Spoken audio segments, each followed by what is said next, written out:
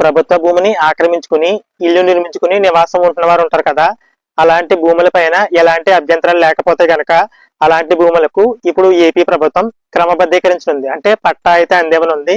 దీనికి సంబంధించి త్వరలోనే ఏపీ ప్రభుత్వం మార్గదర్శకాలు అయితే విడుదల చేయనుందని ఈ రోజు ఈనాడు న్యూస్ పేపర్ లో ఒక ఆర్టికల్ అయితే రావడం జరిగింది. అందులో గజాలని ఒకసారి, చదరపు గజాలని ఒకసారి ఇలా అయితే రాశారు.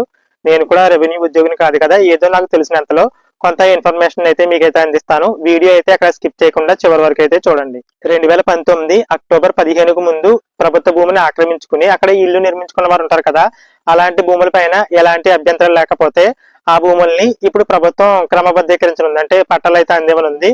ఇక 150 చదరపు గజాల వరకు కూడా ఉన్నటువంటి భూములు ఏవైతే ఉంటాయో దానిపైన ఎలాంటి ఫీజు చెల్లించిన అవసరం లేదు. అంటే రిజిస్ట్రేషన్ వాల్యూ కానీ రిజిస్ట్రేషన్ ఫీజు కానీ చెల్లించిన అవసరం లేకుండానే ప్రభుత్వం ఉచితంగానే మీకు ఆ భూమి అయితే అంటే ఆ భూమికి పట్టా అయితే అందివనుంది. ఇక 151 చదరపు గజాల నుంచి 300 చదరపు గజాల వరకు ఉన్నటువంటి భూములు ఏవైతే ఉన్నాయో, అంటే అక్కడ మాక్సిమం ఇల్లే కదా ఉంటాయి, అలాంటి భూముల పైన రిజిస్ట్రేషన్ వాల్యూ వచ్చేసి 15% అయితే చెల్లించాలి.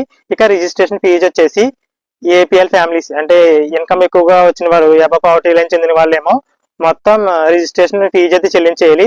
బీపీఎల్ ఫ్యామిలీస్ కి మాత్రం 50% చెల్లిస్తే చాలు. అలాగే 301 చదరపు గజాల నుంచి 450 చదరపు గజాల వరకు ఉన్నటువంటి ఆక్రమిత భూమి ఏదైతే ఉందో దానికి సంబంధించి రిజిస్ట్రేషన్ వాల్యూ వచ్చేసి మొత్తం చెల్లించేయాలి. అంటే ఏపీఎల్ బీపీఎల్ రెండు ఫ్యామిలీలు కూడా అంటే ఇన్కమ్ ఎక్కువ వచ్చినా తక్కువ వచ్చినా సరే మీరు తప్పకుండా రిజిస్ట్రేషన్ వాల్యూ మొత్తం చెల్లించేయాలి.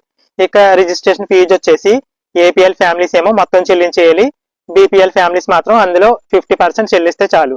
అలాగే 450 చదరపు గజాల కంటే ఎక్కువ భూమి ఆక్రమించుకున్నట్లయితే అలాంటి భూములకు సంబంధించి మాత్రం రిజిస్ట్రేషన్ వాల్యూ వచ్చేసి 5 రెట్లు అయితే కట్టాలి.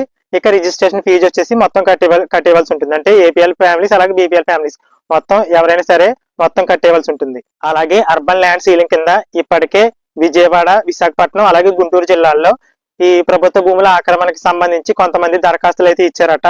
అలాంటి భూములకు సంబంధించి కూడా ఇప్పుడు ప్రభుత్వం ఉత్తర్వులు అయితే జారీ చేయనుందని అయితే ఆర్టికల్లో అయితే రాశారు. ఇప్పటి వరకు చెప్పుకున్నవన్నీ కూడా ప్రతిపాదనలు. ఇప్పటి వరకు ప్రభుత్వం వచ్చేసి ఎలాంటి ఉత్తర్వులు అయితే విడుదల చేయలేదు.